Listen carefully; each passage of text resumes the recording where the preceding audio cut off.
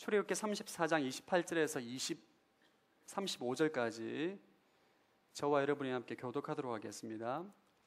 모세는 거기에서 여호와와 함께 먹지도 마시지도 않고 40일 밤낮을 있었습니다.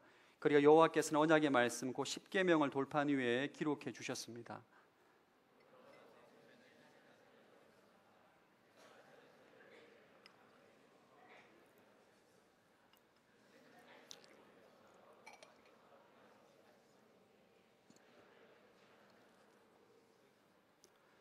아론과 모든 이스라엘 백성들이 모세를 보니 그의 얼굴에 광채가 나고 있었습니다. 그들은 두려운 나머지 모세에게 가까이 가지 못했습니다.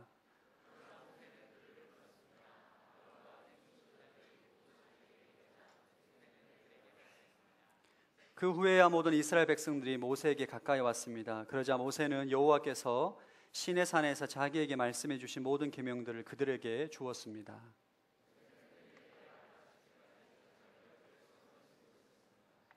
그러나 모세는 여호와 앞으로 가서 그분과 이야기를 나눌 때는 나올 때까지 수건을 벗고 있었습니다. 그러다가 나와서는 이스라엘 백성들에게 자기가 명령받은 것을 말해 주었는데, 그때는 이스라엘 백성들이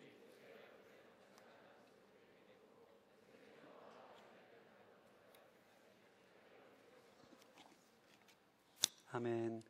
여러분, 오른손을 가슴에 대고 한번 회개함으로 한번 기도하겠습니다. 한 주간 살아오면서 지었던, 생각으로 지었던 죄, 입술로 지었던 죄, 마음으로 지었던 죄, 주님 이 시간에 예수 그리스도의 보혈로 나의 모든 죄를 씻어주시고 깨끗게 주옵시고 말씀을 들을 수 있는 길을 열어주시고 내 마음 가운데 굳은 마음을 기경하여 주옵소서. 함께 회개함으로 기도하겠습니다.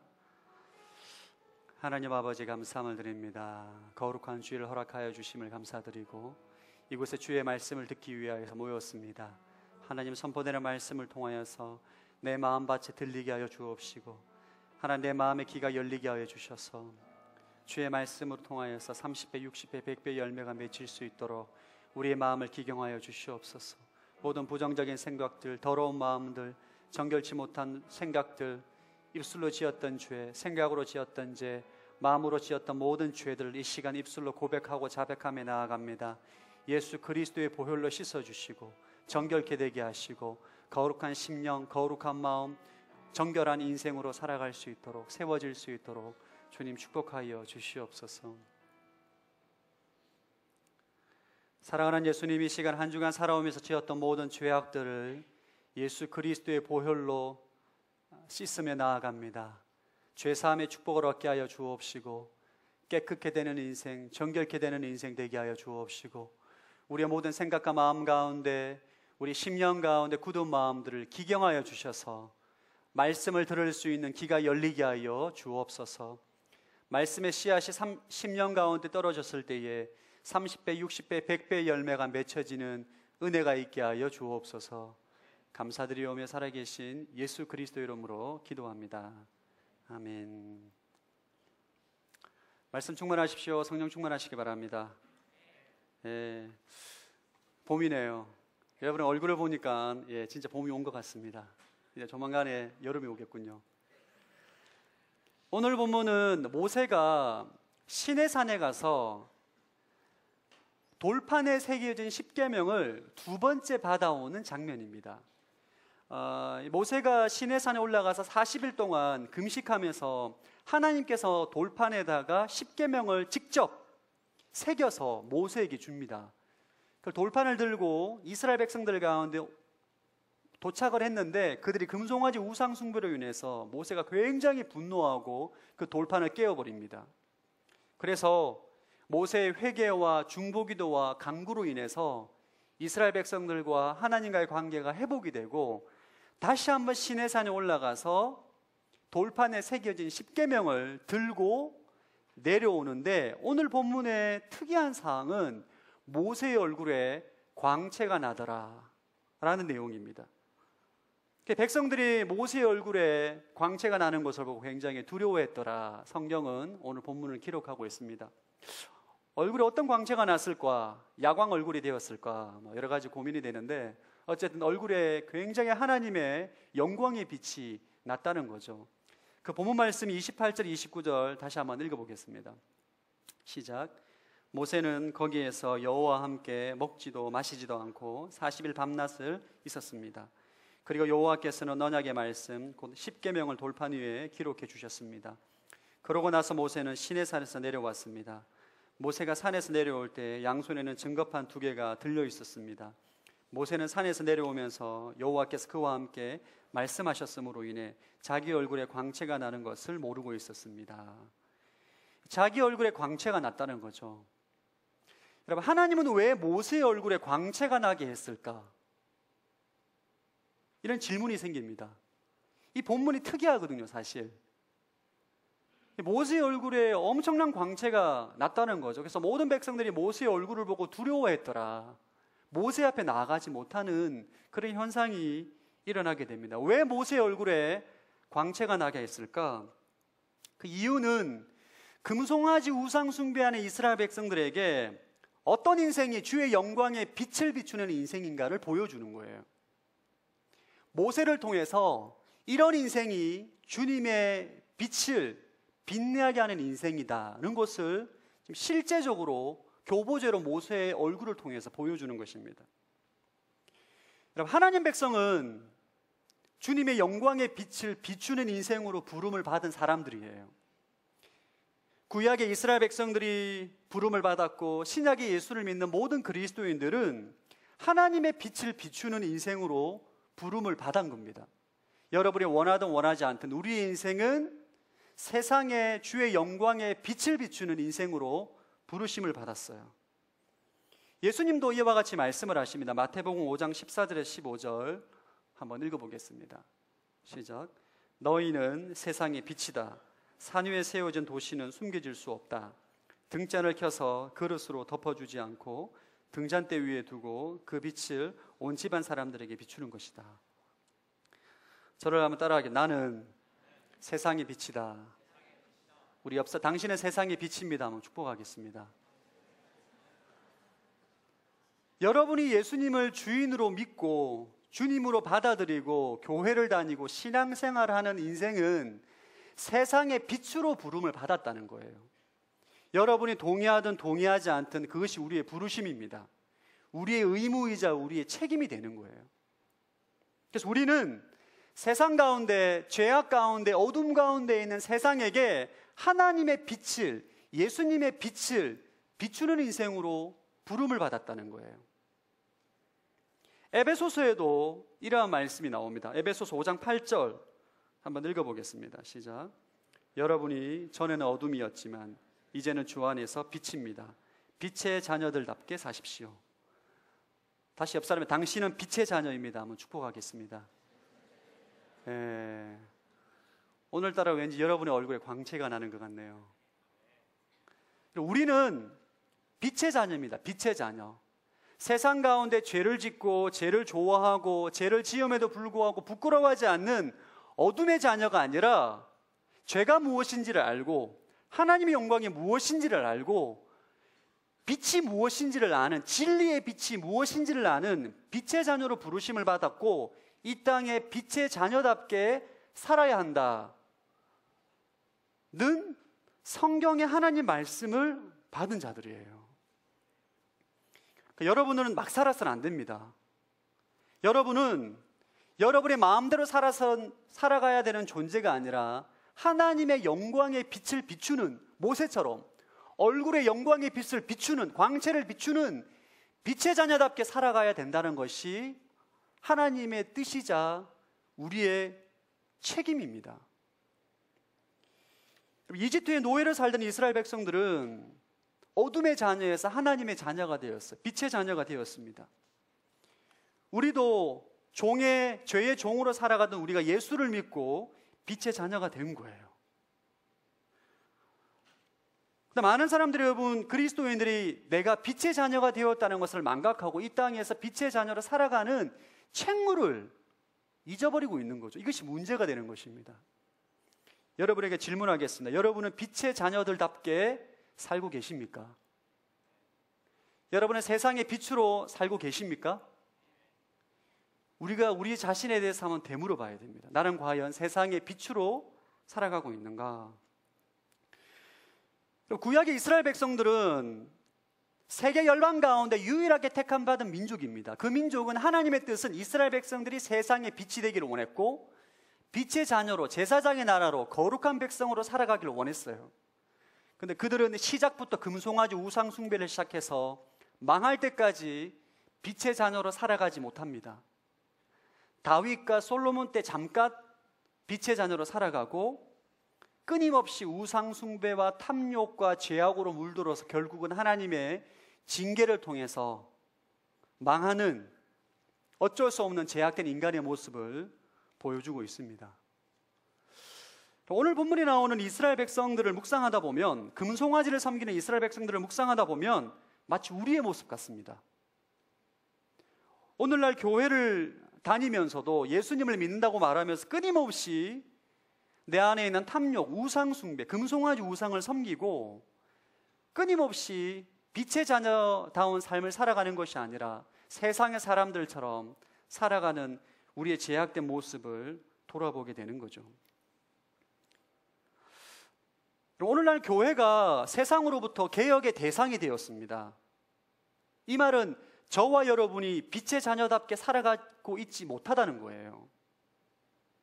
저는 오늘 말씀을 통해서 어떻게 우리가 이 땅 가운데 빛의 자녀답게 살아갈 수 있을까? 어떻게 하면 모세처럼 얼굴에 예수 그리스도의 광채를 드러내는 인생으로 살아갈 수 있을까? 그것에 대해서 함께 나누기를 원합니다. 모세가 오늘 우리에게 그 힌트를 줍니다. 어떻게 하면 우리가 이 땅 가운데 빛의 자녀답게 빛나는 인생으로 살아갈 수 있는가? 두 가지를 우리에게 가르쳐주고 있는데, 빛나는 인생으로 살아가기 위한 첫 번째 방법은 저를 한번 따라해 주시기 바랍니다. 하나님과 구별된 시간을 가지라. 28절 읽어보겠습니다. 시작. 모세는 거기에서 여호와와 함께 먹지도 마시지도 않고 40일 밤낮을 있었습니다. 그리고 여호와께서는 언약의 말씀 곧 십계명을 돌판 위에 기록해 주셨습니다. 모세가 시내산에 올라가서 하나님과 40일 동안 교제합니다. 그냥 40일이 아니라 금식을 합니다. 물도 안 먹고 아무것도 먹지 않습니다. 절대 금식. 모세가 왜 금식을 했을까요? 하나님께 집중하기 위해서입니다. 여러분 생각해 보십시오. 아침, 점심, 저녁 밥을 해 먹으려고 생각해 보십시오. 설거지해야 되죠. 쌀을 씻어야 되죠. 이건 우리 문화죠. 양고기를 잡아야 되죠. 고기를 구워야 되죠. 그 산에서 밥하고 설거지하기가 쉽지 않은 거죠. 하나님 앞에 간절한 마음을 가지고 나아갔기 때문에 다른 거 다 배제하고 하나님께만 집중하는 시간을 가진 거예요. 40일 동안 세상과 단절하고 이스라엘 백성과 단절하고 주님께 집중한 것입니다. 모세는 하나님과의 깊은 교제를 위해서 구별된 시간을 가진 거예요. 우리가 이 땅 가운데 빛의 자녀로 빛나는 인생으로 살아가기 위해서 반드시 필요한 전제는 하나님과의 깊은 교제의 시간이 필요합니다. 이것이 없이는 불가능해요. 하나님과 교제하지 않는 그리스도인은 세상 가운데 빛의 자녀로 살아갈 수 있는 힘과 능력이 없습니다. 여러분, 하나님과 깊은 교제를 하기 위해서는 반드시 구별된 시간을 가져야 돼요. 그분과 만나고 교제하고 하기 위해서 따로 구별된 시간이 반드시 있어야 됩니다. 성경에 보면 수많은 하나님의 사람들이 하나님과의 구별된 시간을 가졌습니다. 예수님도 그 바쁜 공생의 사역 가운데 매일 새벽마다 일어나서 하나님께 기도합니다. 다니엘은 하루에 3번씩 하나님께 기도를 하는데 대적자들이 그를 음해하는 음모를 꾸미고 있어도 그는 기도합니다. 사도행전 3장에 보면 베드로와 요한이 성전으로 가다가 안전뱅이를 일으키는 사건이 일어나요. 그 안전뱅이 일으킨 사건은 성전에 기도하러 가다가 일어난 사건입니다. 오후 3시에. 이 베드로와 요한은 오후 3시에 기도했던 것으로 추정합니다. 저도 개인적으로 하나님과 교제하는 시간을 새벽 예배 때 가집니다. 화, 수, 목, 금 4일 정도를 새벽에 반드시 하나님과 교제하는 시간을 가집니다. 그 새벽에 정말 시시콜콜한 얘기 다 합니다. 주님, 어떤 사람이 저를 힘들게 했습니다. 고자질도 하고 하나님께 지혜도 구하고 하루 일정을 상의합니다. 주님, 저는 이렇게 생각을 합니다. 어떠십니까? 의견을 물어보기도 하고 하나님과 깊은 교제를 가지게 되죠. 그때 큰 위로와 힘을 얻게 되는 것이 바로 구별된 시간을 통해서 우리가 가지게 됩니다. 여러분, 피상적인 관계는 절대 구별된 시간을 가지지 않습니다. 여러분이 누군가의 관계가 깊어지기 위해서는 반드시 개별적인 만남을 가집니다. 특별히 좋아하는 이성이 있을 때 그 자매와 그 형제와 친밀한 관계를 가지기 위해서 우리는 영화를 보고 차를 마시고 데이트를 합니다.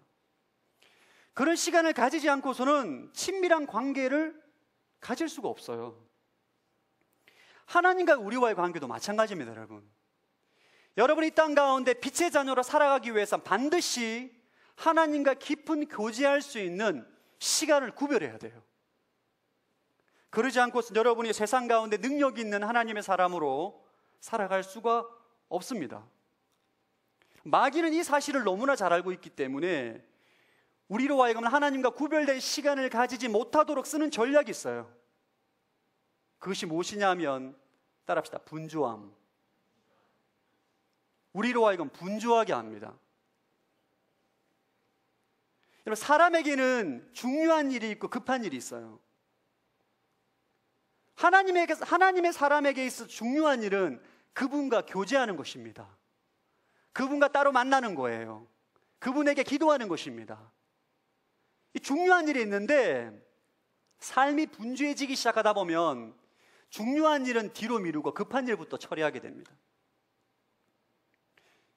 급한 일부터 계속 처리하다 보면 여러분이 하나님과 교제하는 시간이 밀려서 결국은 그 시간을 확보하지 못하게 되는 거죠.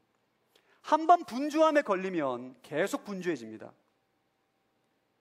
마귀가 이 사실을 잘 알고 있거든요. 계속 분주한 일들을 여러분 삶에 일으킵니다. 사람이 분주함으로 인해서 하나님과의 교제하는 시간을 잃어버린 사람은 마치 풍랑에 표류하는 배와 같아요. 열심히 노를 젓는데 어디로 가야 될지 방향을 잡지를 못합니다. 열심히 노를 젓기 때문에 지치기만 하고 인생에 열매가 없는 거죠. 힘이 빠지고 더 이상 세상에 빛을 비추는 능력 있는 그리스도인으로 살아갈 수 없는 인생으로 전락하게 됩니다. 여러분, 대한민국은 초등학교 때부터 분주한 사회입니다. 제가 제 아내가 학원에서 일을 좀 해서 분당 정자동에서 한 2년 정도 아내를 태워다 준 적이 있는데 깜짝 놀랐습니다. 초등학생이 저녁 10시에 하루 일과가 끝나더라고요. 엄마가 로드 매니저입니다. 학교 수업이 끝나면 차에 태워서 학원에 데려다 주고 기다렸다가 밥 먹이고 또 학원에 데려다 줬다가 저녁 10시 일과가 끝나요. 제 고3 때 삶의 일과와 비슷하더라고요. 여러분, 10대가 이런데 하물며 20대 청년들이 얼마나 분주하겠습니까? 대한민국 청년들이 회사에서 일해야 되지요. 친구 만나야 되지요. 데이트해야 되지요. 세상에 뒤처지지 않기 위해서 공부해야죠. 자격증 따야 되죠. 너무 바쁜 거예요. 그러다 보니까 하나님 앞에 기도하고 예배할 수 있는 시간이 없어요. 결혼식 가야 되죠. 여러분, 이러한 삶이 계속 이어지게 되면 여러분은 정체성은 빛의 자녀이나 어둠의 자녀와 동일한 삶을 살아갑니다. 얼굴에서 광채가 나는 것이 아니라 썩은 빛이 나는 거예요.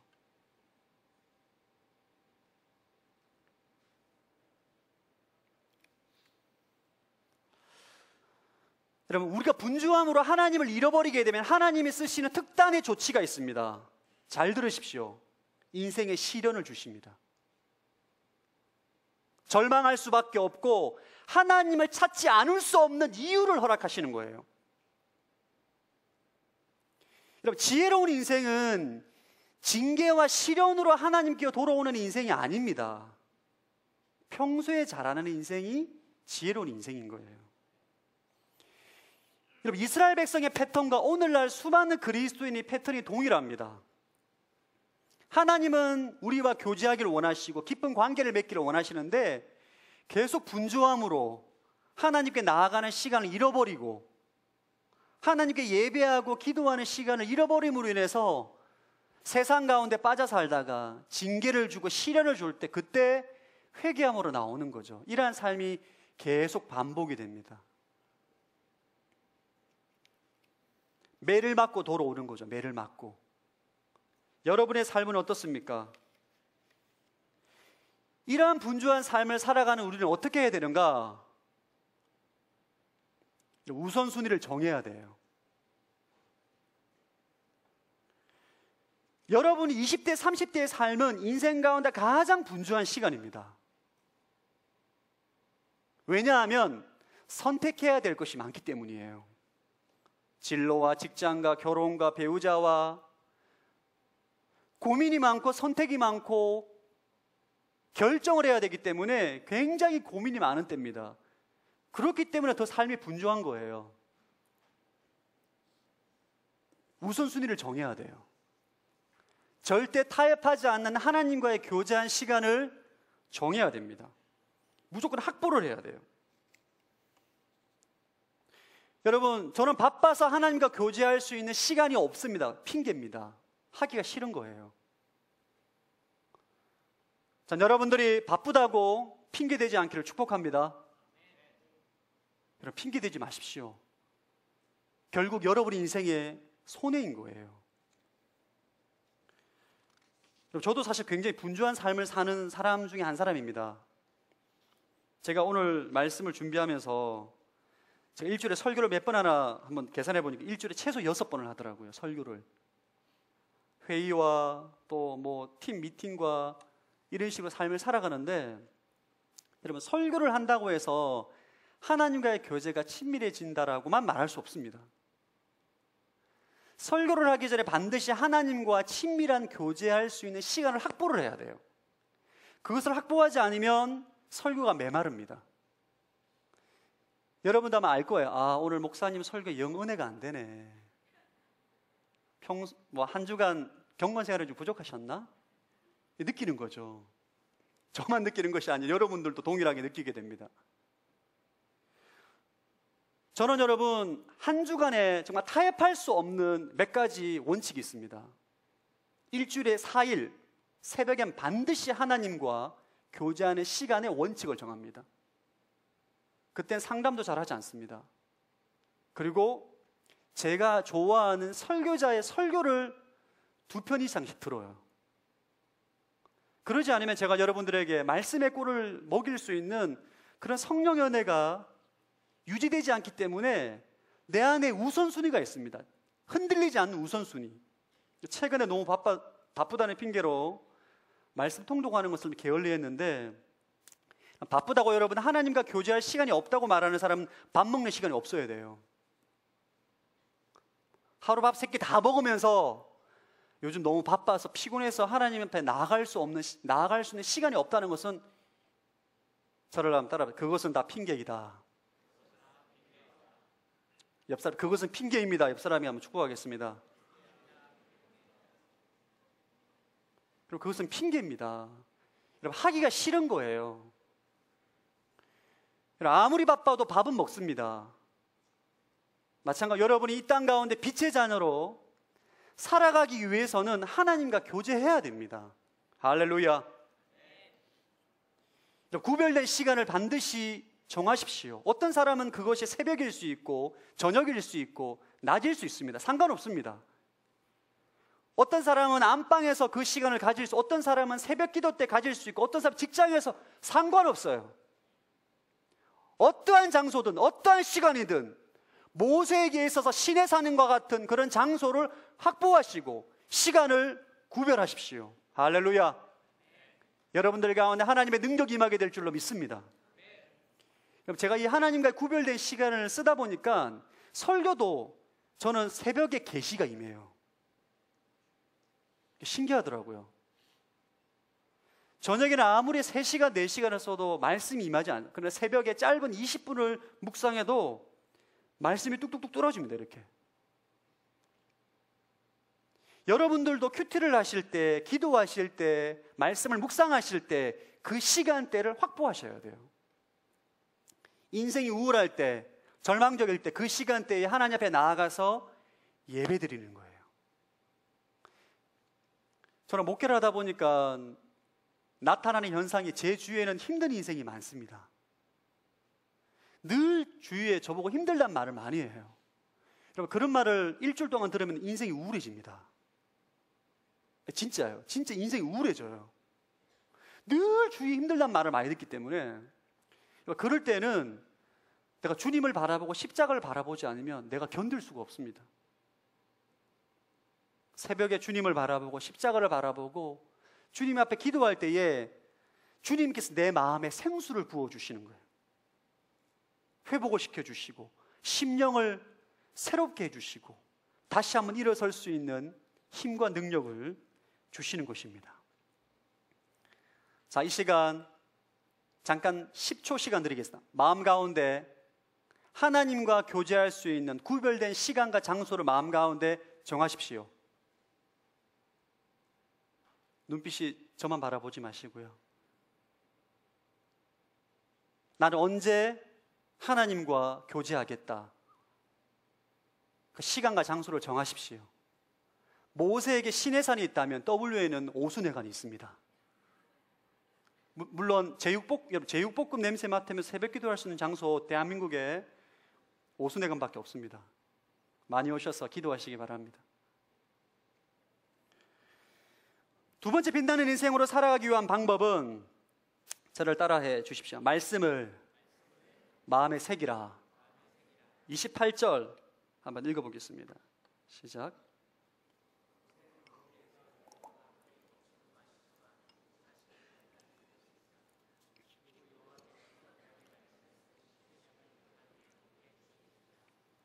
예.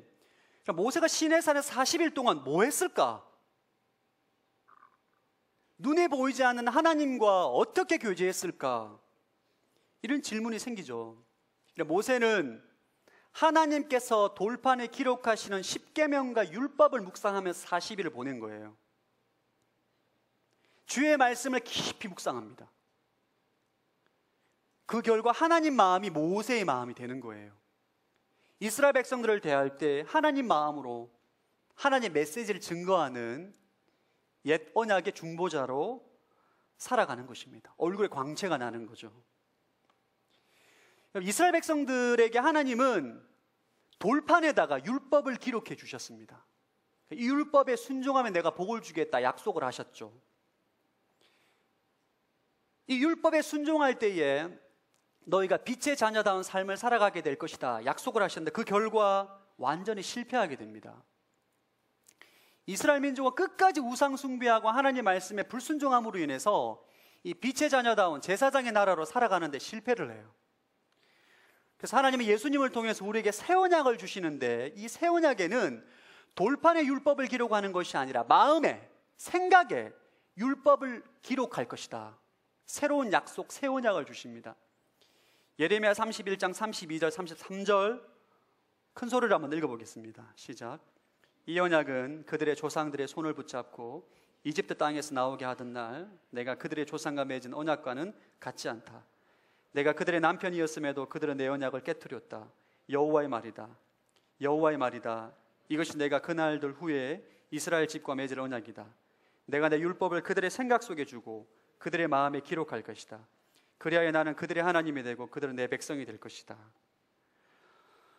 그럼 하나님께서는 옛 언약을 폐기하시고 새 언약을 주시는데 이 새 언약은 예수를 믿고 그리스도인이 되는 것이 새 언약입니다.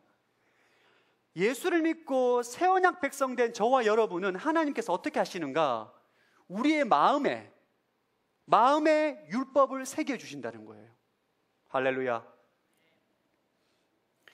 여러분이 하나님과 구별된 시간을 가지시고 그 시간에 무엇을 해야 되는가? 여러분의 마음에 말씀을 새기고 말씀을 기록하는, 마음과 생각에 말씀을 새기는 그 시간을 가져야 된다는 거예요. 이 말은 또 다른 말로 여러분의 마음이 말씀에 반응하는 시간을 가져야 돼요.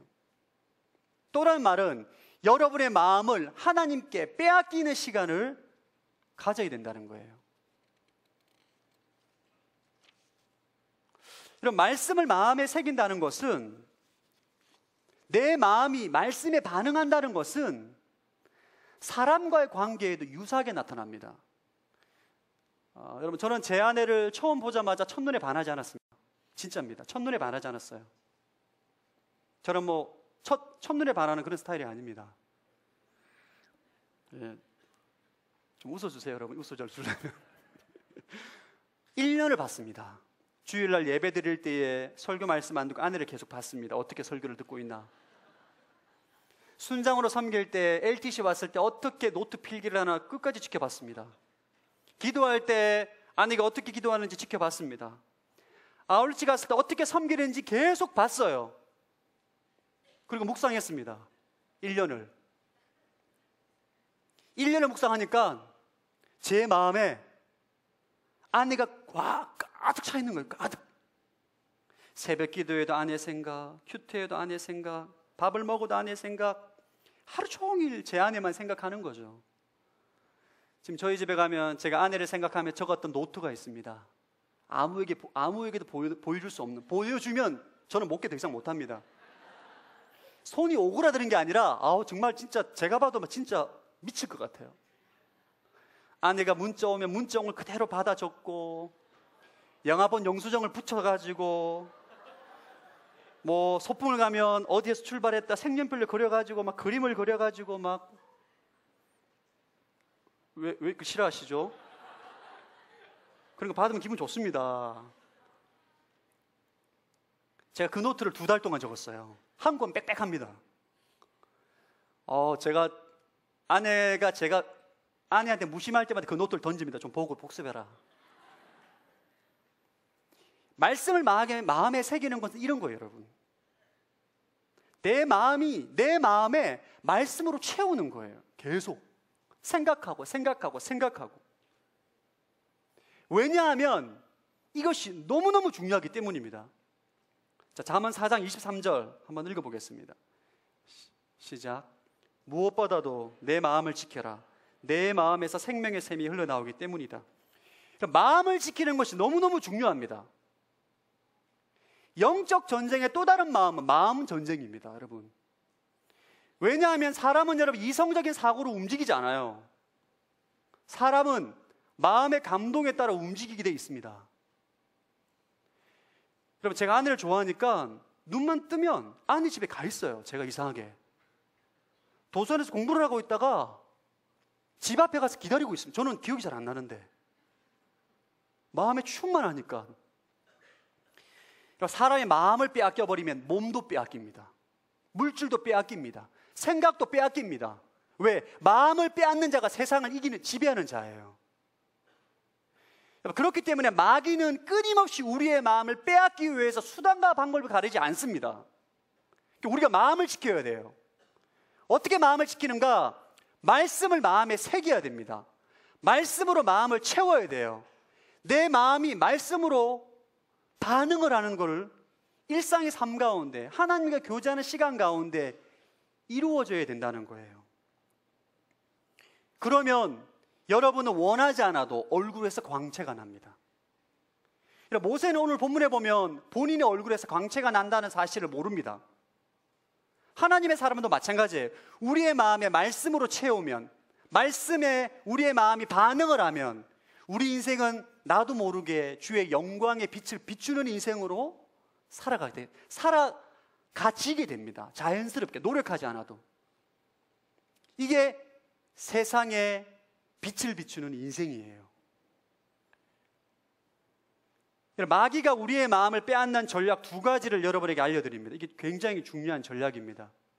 첫 번째는 탐욕이에요. 우리 마음 가운데 탐욕으로 지배하게끔 하면, 탐욕으로 마음을 빼앗아 버립니다. 어떻게? 마귀가 세상의 유혹으로 우리를 유혹할 때 우리의 마음이 반응을 하면, 우리의 마음이 마귀가 주는 유혹에 반응을 하면 우리 마음이 사로잡히게 되는 거예요. 대표적인 유혹거리가 돈, 섹스, 권력입니다. 여러분, 이 땅에 살아가는 수많은 사람들이 이 3가지 유혹에 다 마음을 빼앗겨 버립니다. 솔로몬의 아내가 1000명입니다. 1000명. 탐욕이죠, 탐욕. 제가 말씀드린 한 명이면 충분합니다. 할렐루야. 여러분, 한 명이면 충분해요. 마음 가운데 탐욕으로 인해서 1000명의 여자를 품에 안아도 그 갈증이 해소가 안 되는 거예요. 그 총명한 솔로몬이 노년의 우상을 숭배합니다. 총기를 다 잃어버립니다. 왜? 이 마음의 탐욕으로 인해서 마음을 빼앗겨 버리니까 하나님의 말씀을 마음 가운데 두지를 못하는 거예요. 여러분, 한 주간 세상의 신변잡기로 마음에 가득 채우고 이 자리에서 예배를 드리면 하나님을 예배하기가 어렵습니다. 집중이 안 돼요. 제가 이제는 한창 스타크래프트라는 오락에 빠져 있을 때, 죄송합니다, 기도를 하는데 프루브가 왔다 갔다 하는 거예요. 광석을 계속 캐는 거죠. 아무리 기도를 해도 이게 사라지지가 않아요. 왜 그럴까요? 내 마음이 스타크래프트에 완전히 빼앗겼어요. 하루 종일 어떻게 하면 그 게임에서 이길 수 있어, 그거밖에 생각을 안 해요. 마귀는 이걸 너무나 잘 알고 있습니다. 오늘날 왜 음란이 치명적이냐, 청년들에게. 음란함은 우리의 마음을 송두리째 빼앗아 버립니다.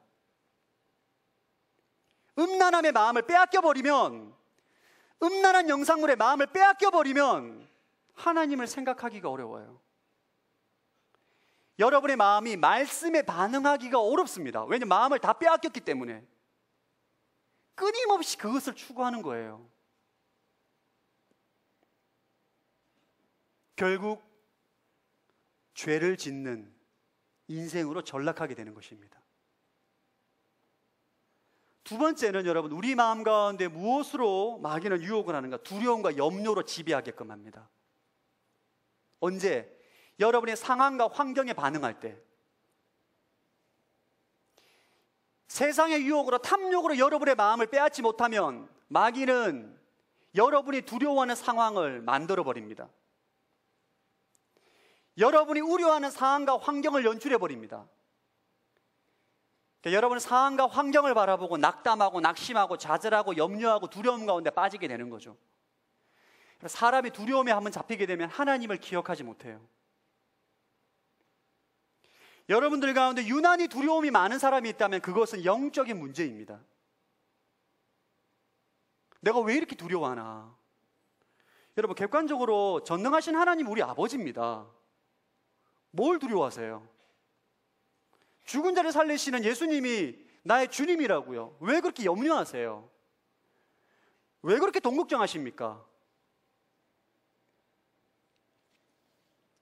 우리 마음 가운데 두려움으로 가득 차면 하나님을 바라볼 수가 없는 거예요. 하나님에게 집중하기가 어렵습니다. 오늘날 그리스도인이라고 말하고 하나님의 자녀라고 말하고 빛의 자녀라고 말하지만 우리 마음 가운데 탐욕과 정욕에 찌들어서 두려움과 염려와 근심에 가득해서 하나님을 바라보지 못하는 수많은 그리스도인들이 이 땅에 살아가고 있습니다. 마음을 다 빼앗겨버린 거예요. 마음을. 자, 여러분 마음을 한번 돌아보시기 바랍니다. 내 마음은 무엇으로 지금 채워져 있는가? 내 마음은 지금 무엇으로 채워져 있는가? 이런 모세는 40일 동안 하나님 말씀으로 가득 채웠습니다. 옆구리를 딱 찌르면 항상 기뻐라, 쉬지 말고 기도하라. 어깨를 탁 치면 아무것도 염려하지 말고 모든 일에 기도와 간구로 구할 것을 감사함으로 하나님께 아뢰라. 이런 인생이 된 거죠. 그럼 어떻게 하면 우리가 탐욕과 두려움으로 가득 찬 마음을 새롭게 할 것인가? 자, 로마서 12장 2절 한번 읽어보겠습니다. 시작. 로마서 12장 2절 시작.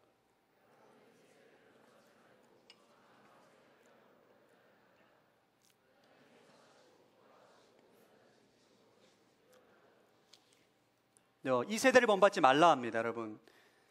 많은 사람들이 마음을 새롭게 하려고 쇼핑을 가고 휴식을 취하고 여행을 갑니다. 일시적인 마음에 새로움은 줄 수 있지만 궁극적인 새로움을 줄 수 없습니다, 여러분. 우리의 마음을 새롭게 하기 위해서는 여러분의 마음이 말씀에 반응을 해야 돼요. 할렐루야.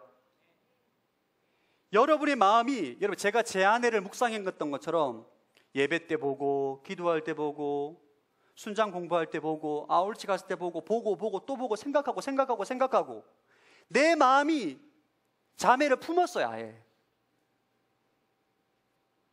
그것이 말씀에 내 마음을 자매에게 내 마음을 반응하는 거예요. 여러분이 말씀에 반응할 때에 여러분의 마음이 새로워지는 거예요. 그리고 하나님의 선하시고 기뻐하시고 온전한 뜻이 무엇인지 분별되어지게 됩니다. 이것이 큐티입니다. 큐티. 매일 아침마다. 여러분, 잠에서 깨어나서 아침에 출근하면 머리에 아무 생각이 들지 않습니다. 그렇지 않나요? 이른 아침에 음란한 생각하지 않습니다, 여러분. 이른 아침에 돈 걱정하지 않습니다. 아무 생각이 없을 때 우리의 생각과 마음이 말씀에 집중하게 해야 돼요. 말씀에. 그러면 내 마음이 말씀에 반응하게 됩니다. 왜 모세 얼굴에 광채가 나나? 모세는 왜 수건으로 얼굴을 덮었을까? 이런 질문이 드는 거죠. 고민하는 거죠. 생각하는 거죠. 내 인생은 왜 모세처럼 세상 가운데 빛을 주는 인생으로 살아가지 못하는 것일까? 자기 자신을 반추하는 것이죠. 이것이 내 마음이 말씀에 반응하는 거예요. 이건 절대 하루아침에 되어지지 않습니다. 이 훈련은, 이 경건 훈련이라고 하는 이 훈련은 하루아침에 되어지지 않아요. 여러분이 끊임없이 구별된 시간 가운데 여러분의 마음이 말씀에 반응하는 시간과 훈련을 통해서 점점 모세처럼 얼굴에 광채가 나는 인생으로 자연스럽게 변하게 되는 거예요. 할렐루야. 여러분 마음 가운데는 세상의 염려와 근심과 두려움과 세상의 탐욕을 제거하시기를 축복합니다. 여러분의 노력으로 안 됩니다. 그 제거가. 여러분의 마음이 말씀으로 반응할 때에, 여러분의 마음이 말씀에 빼앗겼을 때에 그 마음이 새로워짐으로 그 모든 탐욕과 두려움과 염려가 사라지는 거예요. 제가 순장으로 섬길 때에 전도 집회를 하고 세 가족, 그러니까 초신자가 온 거죠. 순회. 근데 완전 조폭이 온 거예요. 저는 태어나서 여러분 저도 시골에 자랐기 때문에 잘 두려움이 없는데 눈빛을 마주대하기가 무서운 형제 있죠. 이 정면으로 보는 것 자체가 부담이 되는 거죠. 주님, 저 형제 다음 주에 안 오게 해주세요. 너무 불편한 거예요. 너무. 나눔을 하다가 좀 묻잖아요. 그럼 이런 식으로 대답합니다. 그거 저한테 왜 물어보십니까? 다른 사람 빠져도 그 형제는 끝까지 나오더라고요. 불편한 거죠. 이 내면의 분노가 굉장히 많은 형제입니다. 사회에 대한 분노, 부모님에 대한 분노. 어릴 때 늘 사람들 때리고 돈 떨어지면 노가다에서 돈 벌어서 술 마시고 담배 피고 이런 인생이 교회에 온 거예요. 속으로 저는 이 친구가 진짜 변하면 하나님 기적이겠다, 그런 생각이 들 정도였어요. 이 친구가 신기한 게 그렇게 불평하고 원망하고 짜증내고 화를 내는데 예배 10분 전에 와서 앞자리에 앉아 있습니다. 숨모임이 안 빠집니다. 새벽기도 매일 나와요. 화요성령 집회도 나오더라고요. 화요성령 집회도. 제가 그때 내 마음이 말씀을 반응할 때 어떤 현상이 일어나는가를 눈으로 봤습니다. 이 친구가 한 달이 다르게 사람이 변합니다. 그러니까 여러분, 그 친구 얼마나 세상교육이 많은지 몰라요. 폭력을 행하는 친구, 음행하는 친구가 계속 꼬드깁니다. 야, 오늘 밤에 나이트클럽 가자. 안 간다 나. 제가 연기한 거예요. 그런 식으로 이렇게 그거에 반응하지 않는 거죠. 유혹에. 그리고 그의 마음 가운데 분노와 염려가 얼마나 많겠어요. 그런 것이 있음에도 불구하고 새벽에 하나님 말씀에 그 마음을 반응하는 거예요. 마음을 계속 반응하는 거예요. 생각하고 가만히 있으면 잡생각이 드니까 끊임없이 예배하고 기도하고 1년이 지나니까 사람이 완전히 바뀌었어요.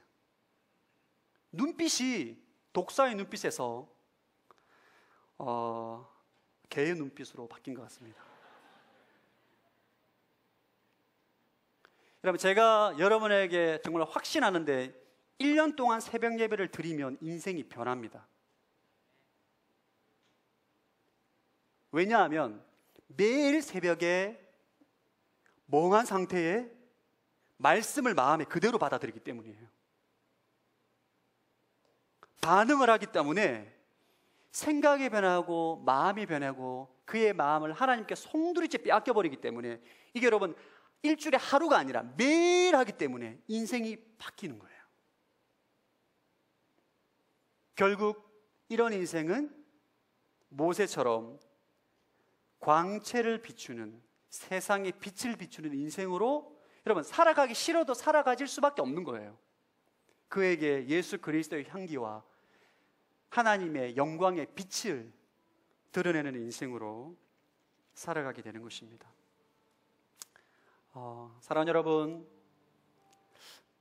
오늘날 많은 청년 그리스도인들이 이런 말을 합니다. 목사님, 저 너무 힘듭니다. 저 너무너무 지쳐요. 내 상황이 너무너무 어렵습니다. 저 너무 분주합니다. 여러분, 제가 오늘 권면하는 것을 실천해 보십시오. 모세처럼, 모세가 한가해서 시내산에 갔습니까? 아닙니다, 여러분. 목숨을 걸고 간 거예요.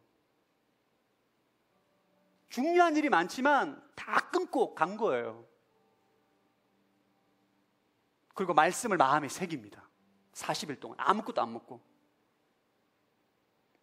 모세가 얼마나 두려웠겠어요.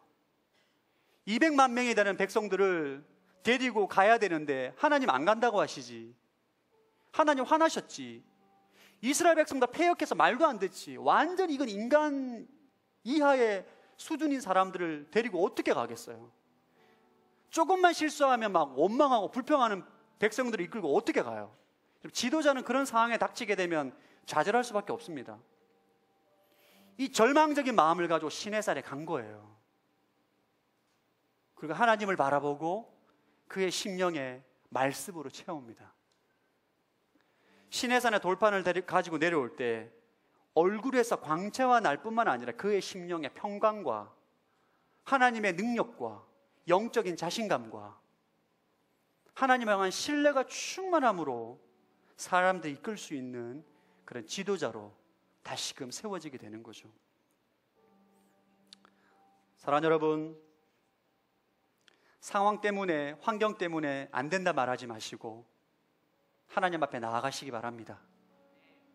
여러분의 마음을 들이십시오. 아멘. 마음을 들이세요. 세상의 신변잡기와 세상의 유혹과 염려와 근심에게 마음을 빼앗기지 말고 하나님께 여러분의 마음을 들이십시오. 여러분 인생에 놀라운 변화가 일어나게 될 줄로 믿습니다. 아멘. 다 함께 일어나서 함께 나를 세상의 빛으로 부르신 주님 함께 찬양하겠습니다.